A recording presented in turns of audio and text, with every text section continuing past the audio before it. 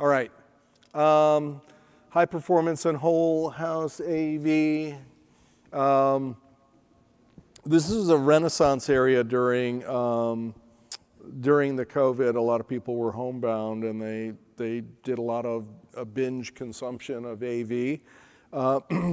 This is an idea, this high performance AV zone that we've been talking to some vendors in the AV space about. It's just, while dedicated home theaters and media rooms have seen a little bit of a rebound, I think the consumption patterns for content are a lot of things going on. Maybe somebody or a couple of folks focused on critical viewing and listening, and others on the periphery, not so much. But we should be able to give them a great AV experience, and we really do have the technology to deliver a zone of great sound and video within a multi-purpose room. And I think it's a really interesting way to market it in new construction, is create the concept of a zone, and like there's multiple places where you could put that zone. So we'll dig in a little bit more on that. Dedicated home theater and media rooms, like I said, that's stepped up a little bit. There is an opportunity to dual purpose some of the AV that we talked about for the office for entertainment purposes.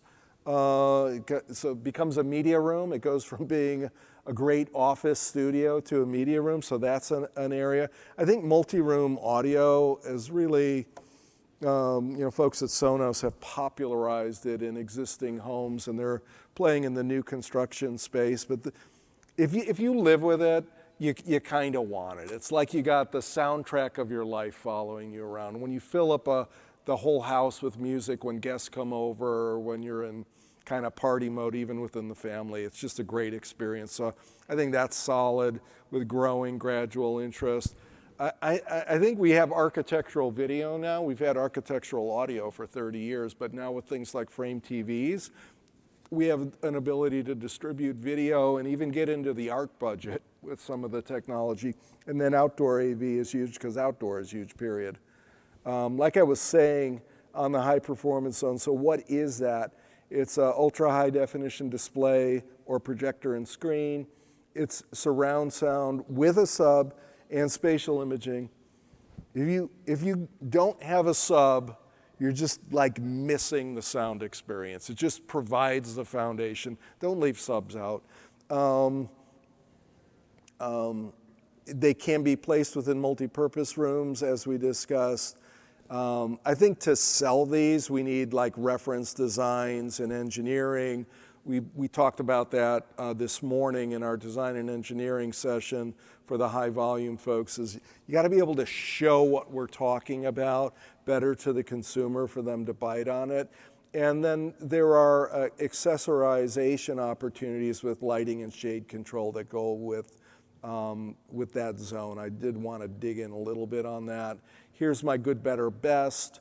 Good would be you've got those high performance zones in spaces where there is typically a lot of AV consumption, and you've got some multi-room audio probably with just freestanding speakers. Better, you move to the built-ins and the architectural on the speakers, and you expand the zones.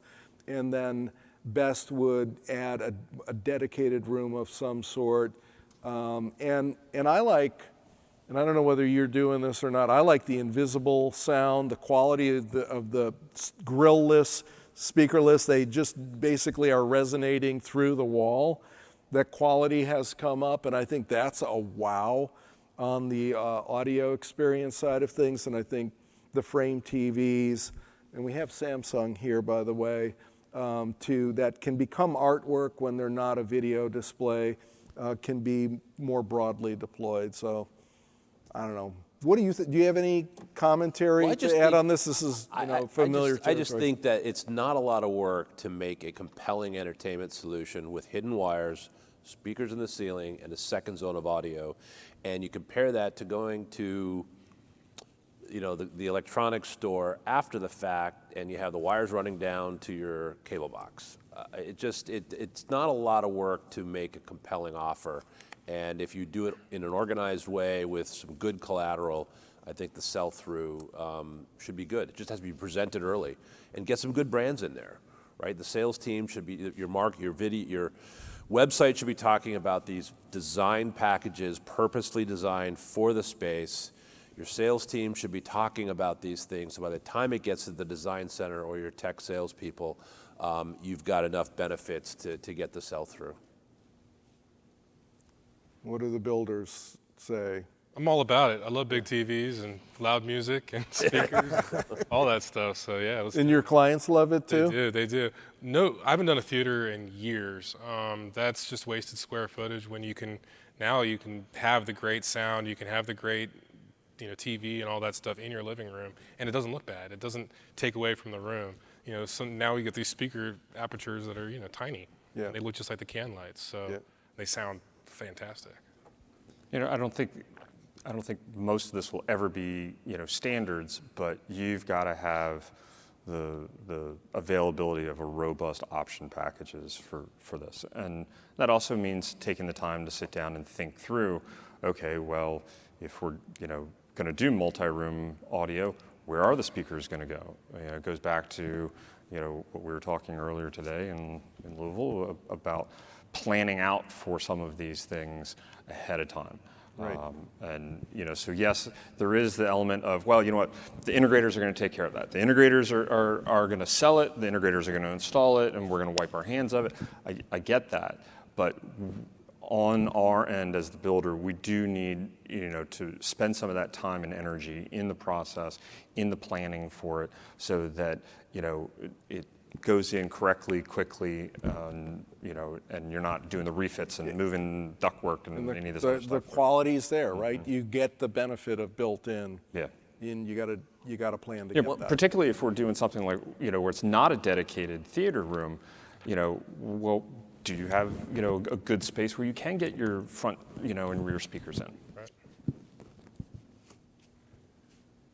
So a healthy home in a minute.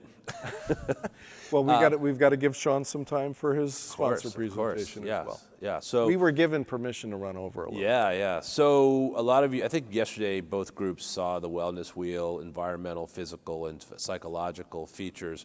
So we won't go too far on it, but these are elements that are growing for a number of reasons, starting with COVID, going through spirituality. And good, better, best is really, if you just click again, if we focus on just air, water, and light, those are typically the first three categories I think people think about. Sound is a good one. Sound is about sound mitigation, et cetera. So if you go through, flip to the next. So variety of products. I think if you take air for an example, for good, better, best, if you want to go just to that, we'll get to that slide. Monitoring tells you there's something wrong. Ventilation manually helps you mitigate the issue. Integrating the controls so you have monitoring with automated mitigation is a real important part. So you got the ventilation, some places, getting the air intake is not a standard. That's something that's going to be a big add, and then automate the mitigation and you got your best. Lighting, we're all doing LED, but now let's get into those different choices of color and warmth, and then full temp and color tunable light with full automation and control. And water, I stayed with the filtration. You have a source filtration in the sink, multi-tap filtration in bathrooms, and then whole home filtration would be a best example.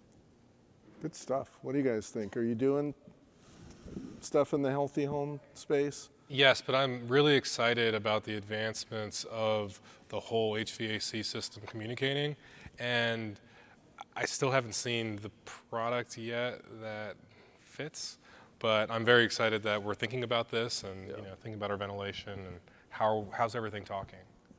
I think particularly when it comes to the air aspect of things, we've been thinking and working on these things forever.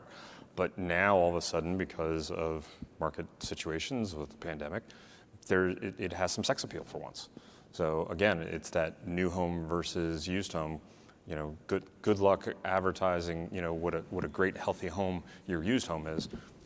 can definitely do that as a new home. Great point. I like your obsession with winning against used. Okay. All right. Let's go to Sean for, I think you need the clicker, right, Sean? Yeah.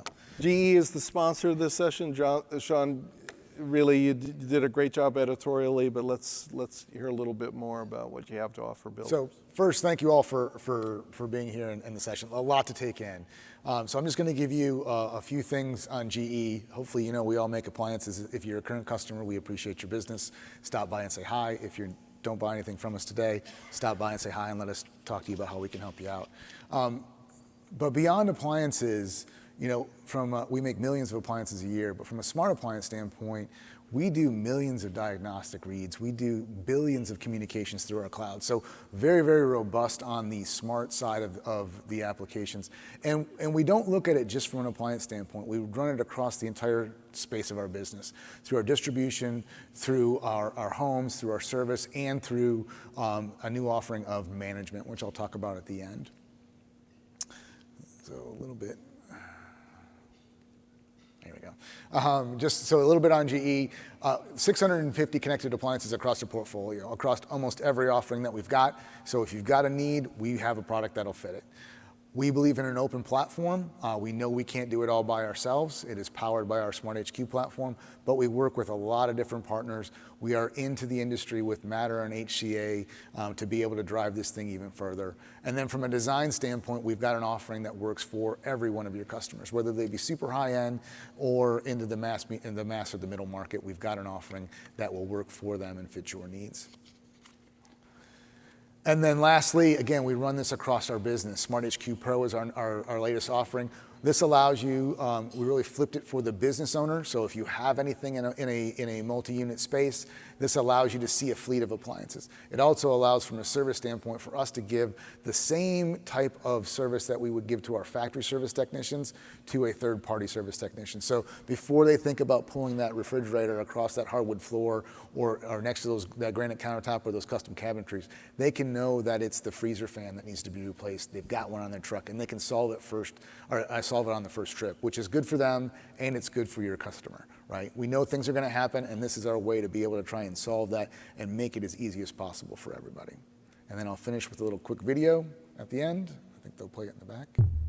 This is not just innovation. This is smarter innovation. With appliances that let you check it here, start it there, control it anywhere. This is No Spills Autofill.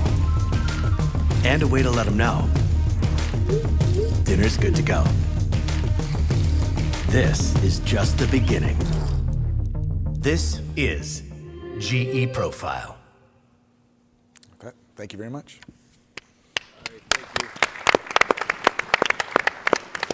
Jeff, if you could put up the communication slide. Thanks to GE for sponsoring the session. You've got email addresses and phone numbers for the panel if you have questions of any sort. Thanks, Trevor. Thanks, Dan. Thanks, Joe. Good job. And it's off to the exhibits for browsing time and then to your one-on-one meetings. Thank you so much. Thanks. Thank you.